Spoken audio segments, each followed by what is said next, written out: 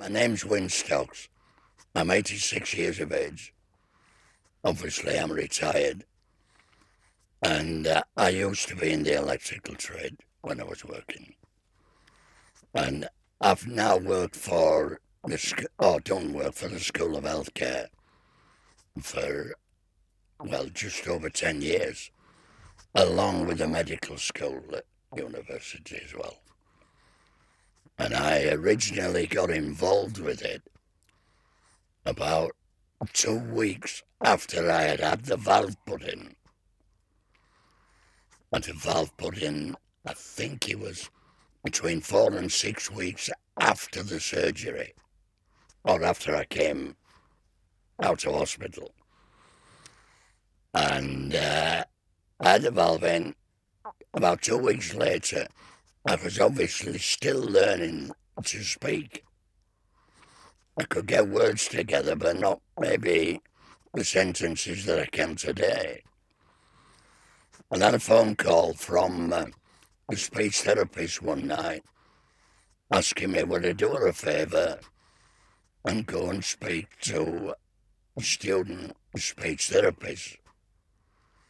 And I was a little bit taken aback because I didn't really have the confidence. So she said, "Oh, you'll be all right. You do it." So, in a way, I must admit, I was a bit reluctant, but I went. And she said, "There's only 1 or 2 of them." No problem. And this was a Leeds Met. When I got there was 40 of them. And I sat down like I am now, and I was asked to introduce myself. I did ask them to bear with me because I couldn't speak very quick. And I really took myself aback because I spoke for 2 hours, virtually non-stop. I suffered after, though, I must admit. I got a phone call from a lady in the School of Healthcare. "Mr. Stokes, yes, I understand you speak to students." I said, "Who told you that? Since when?" He said, "Oh, I've been told you do." So I told her what had happened. I said, "I've only ever spoke to one." "Oh, will you come and speak to student nurses?" And that, I did go. And I did that, and maybe a couple of weeks later, or 10 days, I then got a phone call from the medical school. Would I like to take part in simulated patients? And the clue at the time what a simulated patient did. So anyway, I went to see it. And I finished up doing that, but of course I had a bit of training for that. And that's how I got involved. The next thing I was involved in, same again, phone calls, social work students, speech therapy students, qualified nurses, speaking to them. And then one day I got a phone call from Huddersfield University, and we went through it all again. And then eventually I did the 5th year and 3rd year, 4th year OSCEs for the medical students. And it's just grown and grown. And even at St James's with cancer research, I've been involved in that.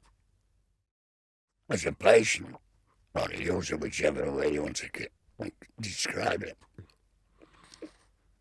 it's a way of teaching them, and they can see our user goes through every day of his life or her life, whichever the case. And also he can see the carers from the carer's point of view. And it's a good way of them learning. In fact, over the last 8 years or so, I've had students come up to me later and said, "Hello, Wyn, I remember you."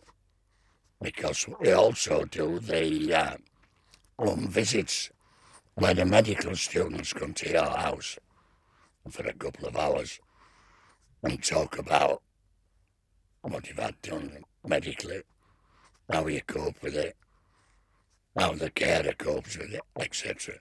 So it's a very, very good learning curve for them. Whether you want to be a nurse or a doctor or a speech therapist or whatever, if you can see somebody and that's had something done, user or carer, and listen to them, I think it's a big help in the days to come when they hope to qualify or whatever. It's, as I said before, it's a very good learning curve.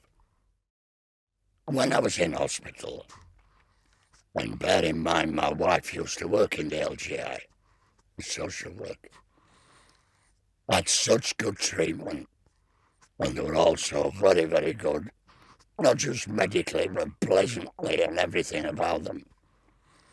And after I'd done the first couple of talks, I thought to myself, I'm doing a bit of good here. And I started getting something out of it. I thought they looked after me. Well, it's only fair. If I can give something back, I will do. And that was the main reason. And I really do sort of enjoy it.